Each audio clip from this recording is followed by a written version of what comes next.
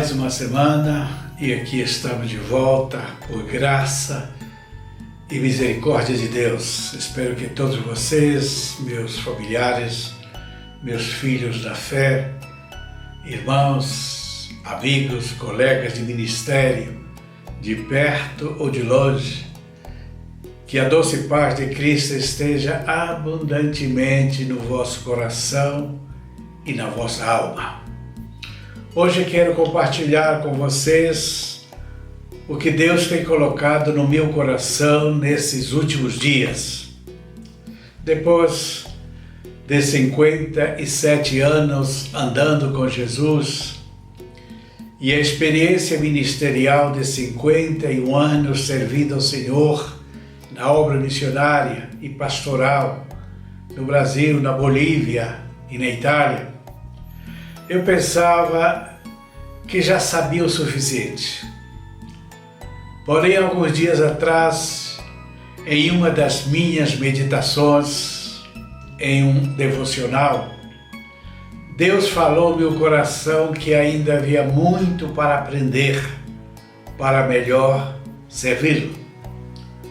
Comecei um incessante questionamento com Deus: Senhor, o que é que eu preciso urgentemente aprender para melhor te servir? E o Senhor ouviu o meu questionamento.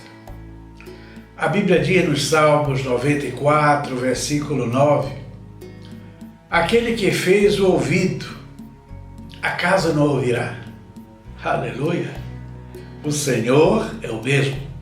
Ouviu e respondeu, colocando na minha mente e no meu coração dois princípios que são imprescindíveis se de fato anelamos uma vida espiritual vitoriosa e um ministério frutífero. E se queremos estar prontos para o iminente arrebatamento da igreja. O primeiro princípio que Deus colocou no meu coração, o Senhor me falou que eu precisava aprender a perdoar. Sem dúvidas, este é um princípio que não é fácil.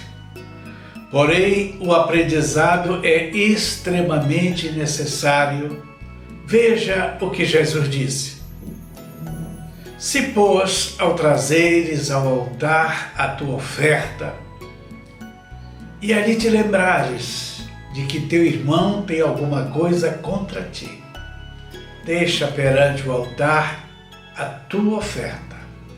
Vai primeiro, reconcilia-te com o teu irmão, e então, voltando, fazes a tua oferta. Está escrito em Mateus, capítulo 5, 53 e 54. Meus irmãos, isto é algo muito sério. Muitas das vezes nós vamos à igreja com o propósito de apresentar um louvor, um cântico na igreja. Vamos cantar o hino, pedimos ao pastor para cantar. Outras vezes somos convidados para pregar e preparamos uma mensagem e vamos à igreja empolgados porque vamos apresentar algo para o Senhor. Mas muitas das vezes nós esquecemos deste versículo. O versículo diz: se tu sabes que o teu irmão tem alguma coisa contra ti. O versículo não diz se tu tens alguma coisa contra o teu irmão, mas se tu sabes que teu irmão tem alguma coisa contra ti. Então, não adianta levar um hino, levar uma exposição, uma pregação à igreja, porque essas ofertas, esses louvores, esse trabalho não é agradável aos olhos de Deus e não há repercussão. Você canta, você prega e nada acontece. Nós ficamos igual uma lata vazia, que é somente ruído, barulho e nada mais do que isso. Não há unção de Deus, não há unção do Espírito Santo. No cântico, cantamos um hino bonito, mas ninguém sente nada. Trazemos uma pregação cheia de retórica, observando todas as regras da hermenêutica, e nada acontece. Nos esforçamos pela homilética e nada acontece. Sabe por quê? Porque o Senhor diz, se o teu irmão tem alguma coisa contra ti, então não adianta insistir. A Bíblia diz, deixa aí a tua oferta, deixa aí o teu louvor, deixa aí a tua oportunidade de pregar, vai primeiro, reconcilia-te com Ele, e depois de tudo resolvido, então vem, traz a tua oferta, e ela vai ser recebida pelo Senhor, e ela vai trazer um impacto naqueles que ouvirem, naqueles que participam do culto. Do contrário, estamos perdendo nosso tempo. A reconciliação, meus irmãos, é algo a ser praticado não somente entre nós e Deus, mas também para com os nossos irmãos. Reconhecemos que a semelhança da cruz, também temos duas linhas do fluir da reconciliação. A vertical, o homem com Deus, e a horizontal, ou seja, nós com nossos semelhantes entre os homens. O mesmo perdão que recebemos de Deus deve ser praticado com os nossos semelhantes. Em Lucas, capítulo 11 e versículo 4, observa o que está escrito. Perdoa-nos os nossos pecados, pois também nós perdoamos a todo aquele que nos deve. E não nos deixe cair em tentação. Isto é a oração do Pai Nosso. Meus irmãos, isto é coisa muito séria.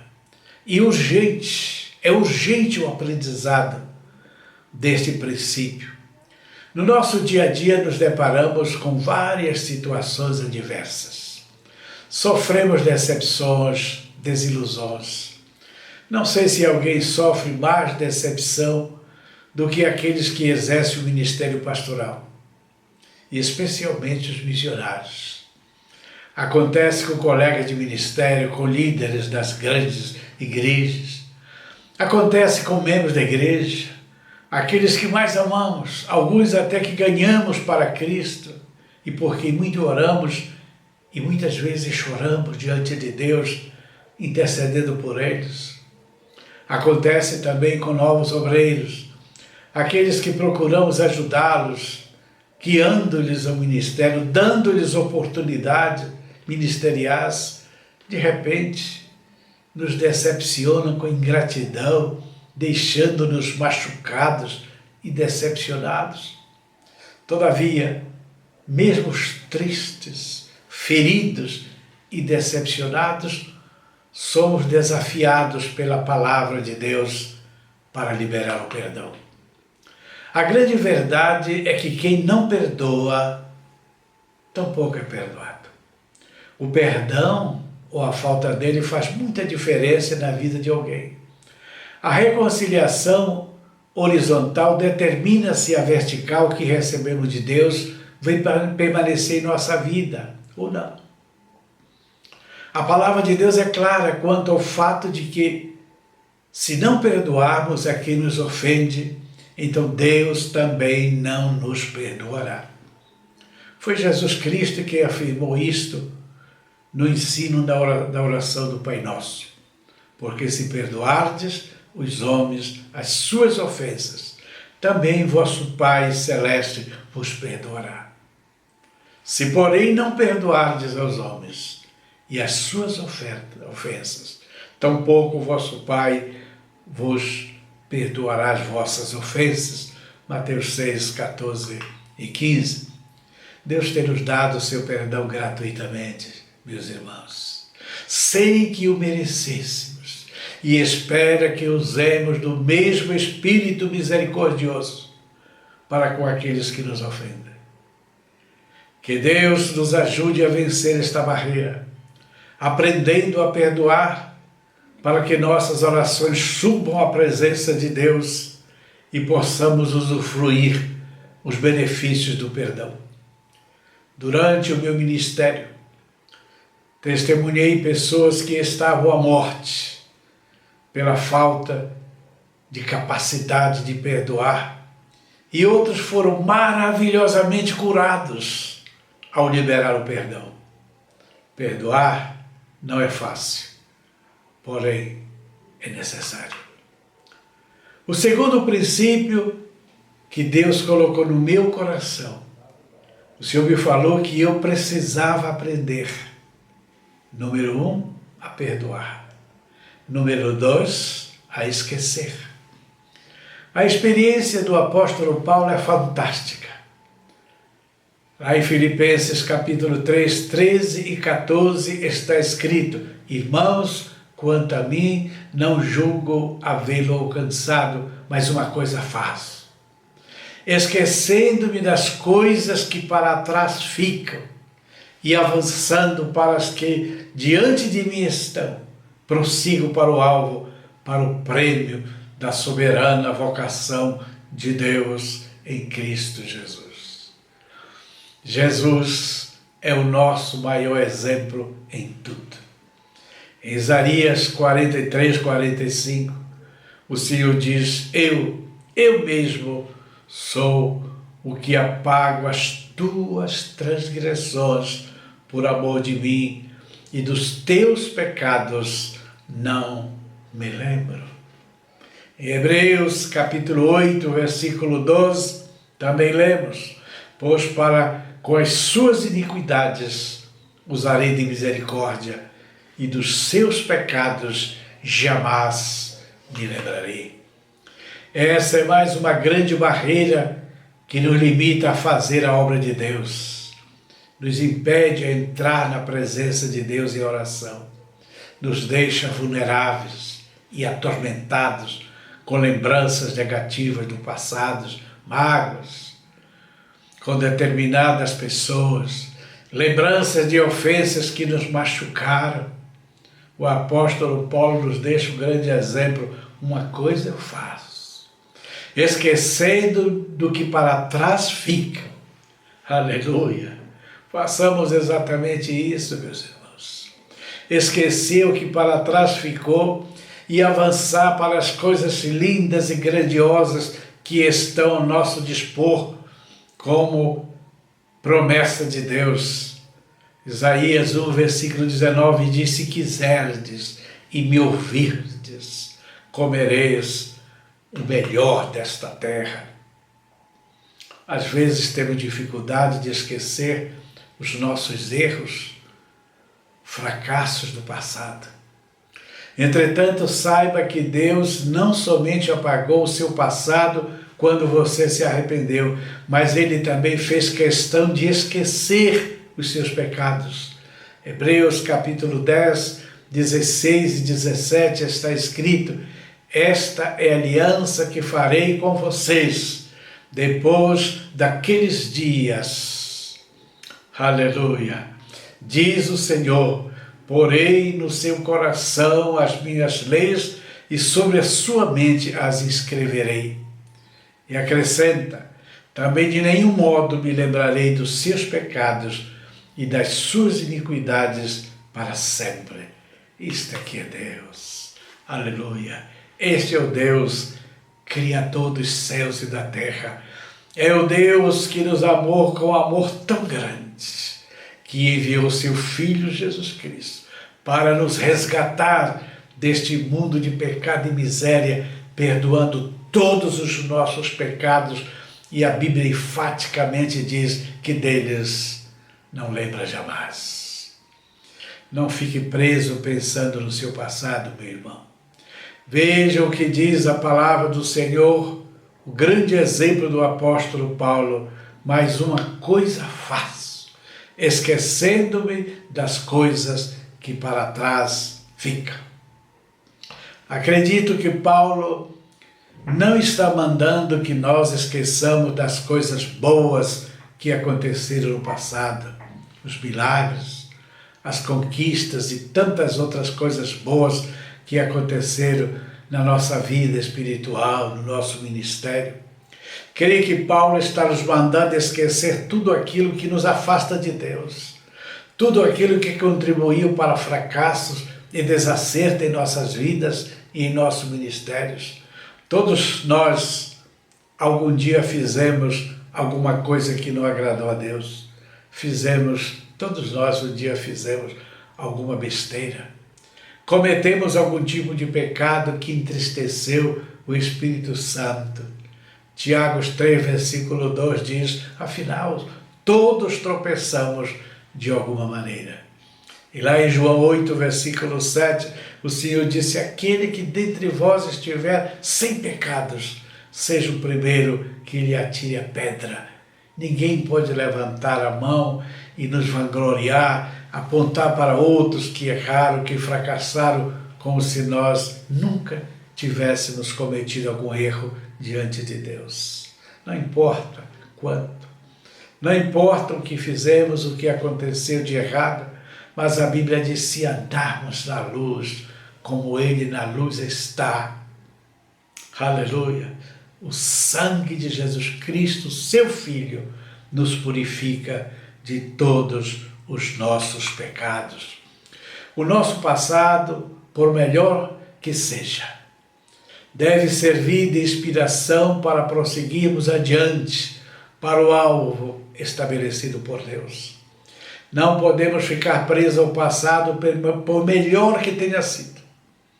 Tenho ouvido testemunho de pessoas dizendo, eu fui muito usado por Deus, tinha muitos dons, orava por enfermos e eles eram curados. Vivi muitos milagres e assim fazem longos discursos contando o que foram e o que fizeram. Muitas vezes ficamos tão presos e conformados com o nosso passado que não temos liberdade para avançar para as coisas que estão adiante, como disse o apóstolo Paulo. Dizem que quem vive de passado é museu. O povo de Deus vive de coisas novas. A palavra de Deus diz, não vos lembreis das coisas passadas, nem considereis as antigas. Eis que faço coisas novas, que está saindo à luz. Porventura não o percebeis? Eis que porei um caminho no deserto, rios e nos ermos. Isaías 43, 18 a 19. Se você, meu irmão, minha irmã, já venceu essas duas barreiras, glória a Deus por isso. Você então é um campeão, uma campeã de Deus. O nosso Deus não é um Deus de rotina. Ele tem maná fresco para alimentar-nos cada dia. Aleluia! Vá ao próximo culto de sua igreja com o coração aberto para receber algo novo vindo do coração de Deus para o seu coração. Viva o novo de Deus para você, sua família e os seus sonhos e projetos. Convido-vos para inclinar a sua cabeça, fechar os seus olhos e tenhamos uma palavra de oração. Senhor, te damos graças pela oportunidade de poder interagir com os nossos irmãos por esse meio. Te agradecemos pelo dom da vida. Te agradecemos pela tua palavra que continua sendo lâmpada para os nossos pés e luz para os nossos caminhos, de um modo muito especial, nesses dias que vivemos. Te agradecemos pela gloriosa esperança que a temos da iminente volta de Cristo como noivo, para o encontro com a noiva, da qual temos o privilégio de fazer parte. Oramos por aqueles que ainda não conseguiram vencer essas duas grandes barreiras que mencionamos nesta oportunidade. Dá-lhes força e graça, para que façam parte dos campeões que estão servindo melhor ao Rei dos Reis e Senhor dos Senhores. Oramos, ó Deus, em nome de Jesus, o teu Filho amado.